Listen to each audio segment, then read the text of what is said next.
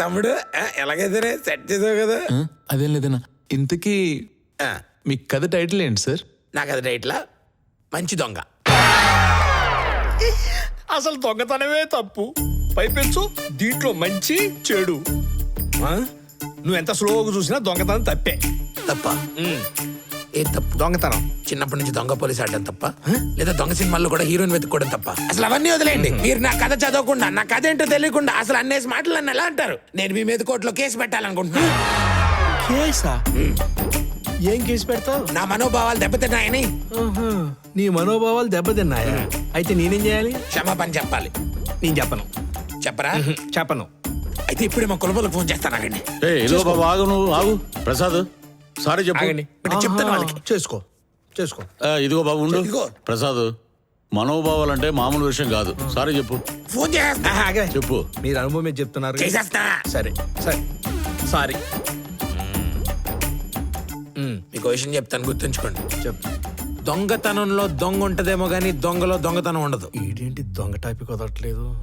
చూడండి గురుగారు, ఇక్కడ ఉన్నోళ్ళందరూ నాతో పోటీ పట్టడానికి నాకున్న ఎక్స్పీరియన్స్ వాళ్ళకు ఉందా? అసలు ఎవరన్నా ఒక రచయిత దగ్గర 10 సంవత్సరాలు శిష్యరికం చేశారా? 30 సినిమాలకి ఎవరైనా అసిస్టెంట్ రైటర్ గా పనిచేశారా? రేయింగ్ బౌల్డ్ ఎవరైనా కొరియన్ సినిమాలు చూసారా? ఇంకెందుకంటే దేబ్ర మొహాలు వేసుకొని కూర్చున్నారు. బయలుదేరండి, నాకదే ఓకే అవుద్ది. ఒరే ప్రసాద్, నీ కథ ఓకే అయితే మరి నాది?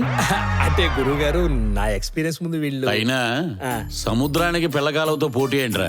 అబ్బా, ఒక్క మాటతో వీళ్ళందరూ భలే సమాధానం చెప్పారు గురువు గారు. మీకు తెలుసో లేదో, దాహం వేస్తే సముద్రం నీళ్ళు కాదు, కాలువ నీళ్ళే తాగేది. అబ్బో, అంటే అది మంచి కథలు రాయడం అంటే మంచి నీళ్ళు తాగినంత ఈజీ కాదు. ఏంటండి ఏమన్నారు?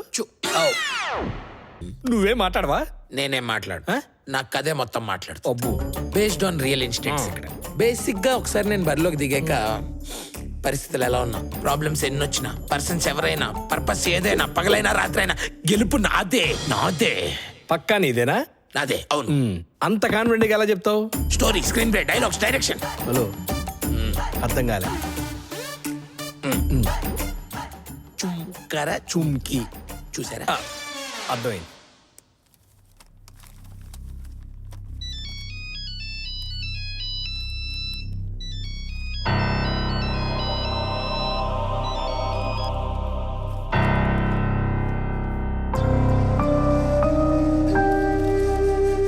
ఎవరు సావబోతుర్రు?